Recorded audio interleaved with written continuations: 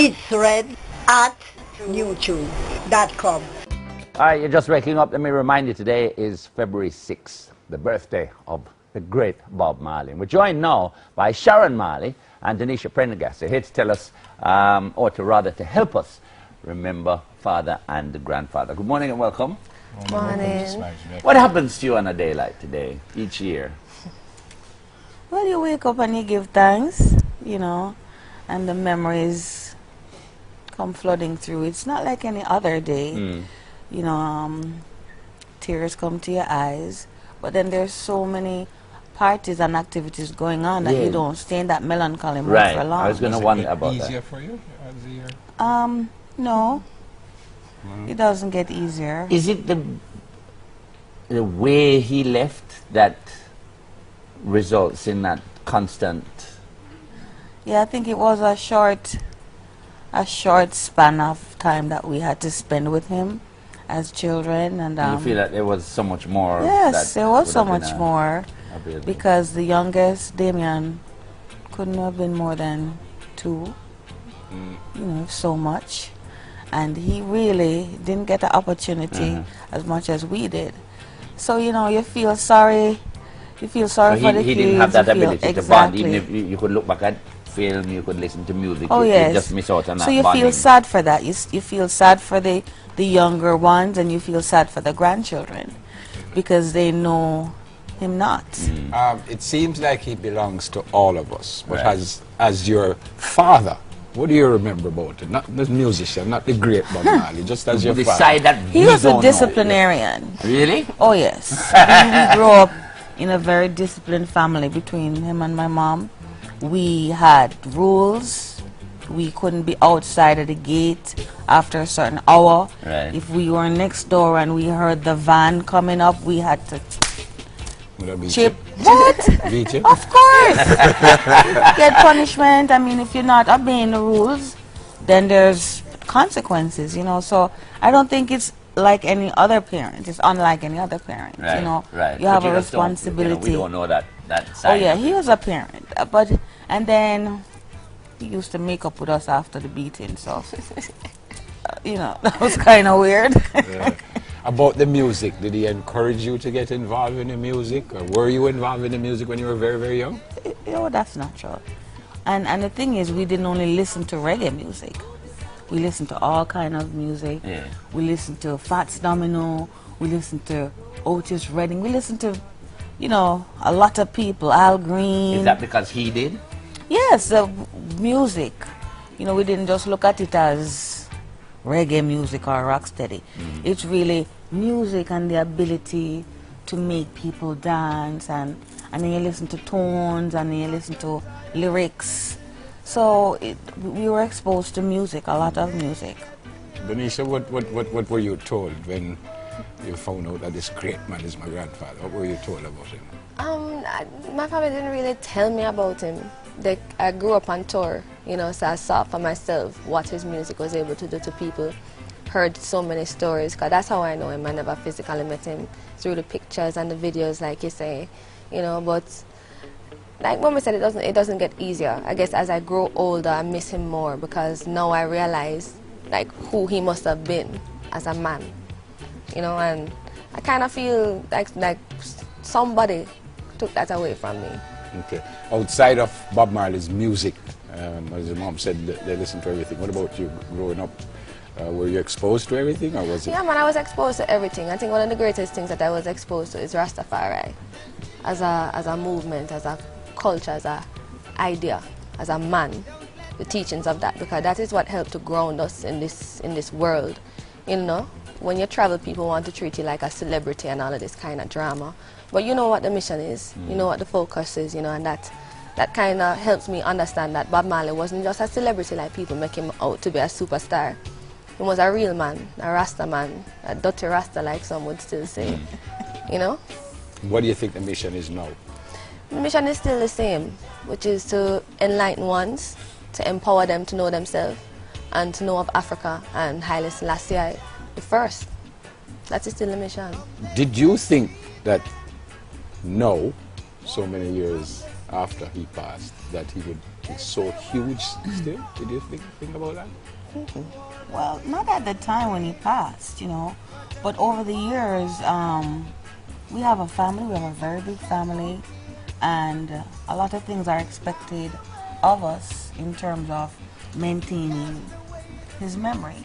And so we have had to do what any other business-oriented family does, which is make sure that products are licensed, make and sure... God knows there are products out there. that are not licensed, and you can't stop all of them, and we don't try to stop all of them, but some we do try and get a foot on. But even in terms of the family, we have a responsibility to keep his music alive, to keep his memory alive. So merchandising is a part of music. Of that, you know, and even from the very beginning, Bob, you know, he's a businessman. Was he that busy in terms of looking after his own? He had people to do that. You know, he was more concentrated on the music and the message. But there were people who were responsible. In those days, you didn't have a lot of endorsements that now are available. So we utilize that now. In those days, it was just T-shirt, buttons, but selling records was always a big thing for him. He had his pressing plant there, and now we're going to get it back going up because vinyl is now becoming a big thing again for these young people. What? Yes, last year we were having a vinyl series down by Tough Gang, very well attended. Yeah, man, vinyl is coming back. Everything is a cycling. Yeah, everything. And they don't want to scratch with the CD. They want to scratch with the vinyl. Right. Question: Did his mood change? Did his philosophy change? I mean, you hear some of the lyrics and you just wonder, it's incredible lyrics. And then, as I said, the album Kaya, he got a lot of criticism because he seemed to go off in another direction, and it was more about, it's almost like that album was about relationships with a woman. This is a normal person we're talking about, who have normal feelings. He falls in love, he falls out of love, he's chastised for being a Rasta man, he's a soldier, he's a vigilant in his work as far as Rastafari is concerned. So they're all aspects of him. So to say he changed, I don't quite understand that, because even in my brother's music, they have different vibe, different energy. Right. And sometimes to hear them sing love songs, they're like, oh, yeah, but it's a part. It's I a was part. asking Stephen, you know, about it's a the part love songs, and part. And he said it's part of me. Publicly, what will happen today?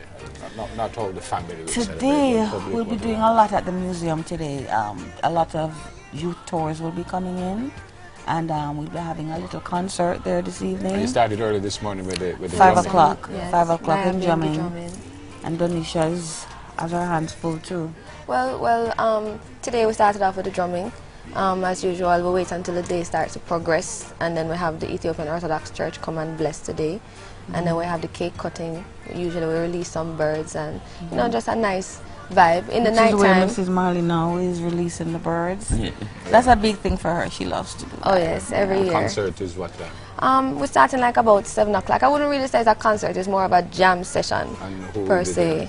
Well, that's why you have to come to see. And when you come in, please bring some things to donate. You can donate tin food, some clothes. There are lots of ones who are out there who would like to get something today in the spirit of giving, like Bob would say. Yeah, man. Just walk with enough love.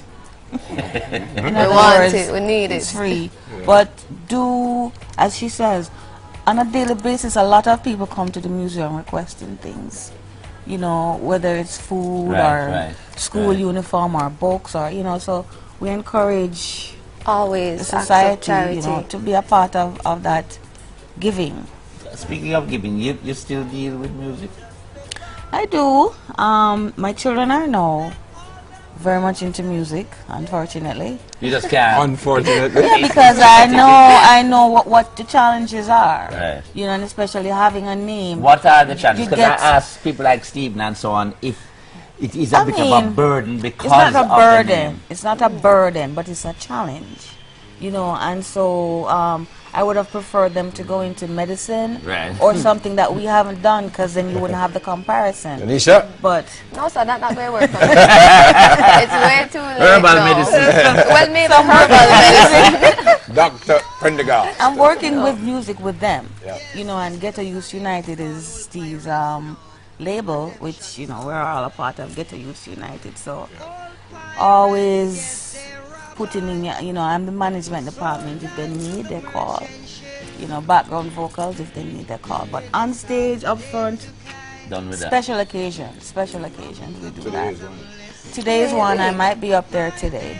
I know last year, September, it would have been 30 years. 30 years since Bob Marley performed in Philadelphia, and we did a live show there with the whole set that he did, and that was very moving, because it's the same set that he did, you know, and people who were there 30 years ago came again, and it was awesome.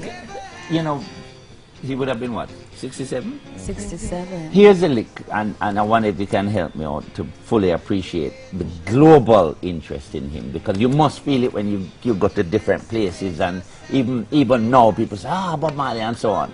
What is their response? I'm talking about non-Jamaicans now. Where you go, what is it they identify with? How honest Bob Marley was. Like him wasn't watching no face when truth have to talk. And that's what they want. Everybody want the freedom to speak freely. You know, doing this documentary about Rastafari around the world, now I understand who Bob Marley was. You know, and people really have him like a David of this time. And I wouldn't fight them for saying that neither. Good to see you both. Yeah, man, it's good to be here. Thank you guys. Enjoy your day. Yes, and watch you not have a customer, because I don't understand how come when I have pork and creative cooking this morning, and it's Bob Marley birthday. Yeah, man, I tell you, we're born a fire. Straight. I agree. Yeah, man. No, you can't agree.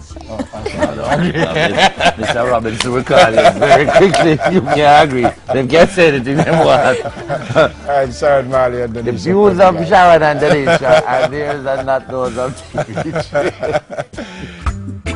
I tell you what, some people got everything. At youtube.com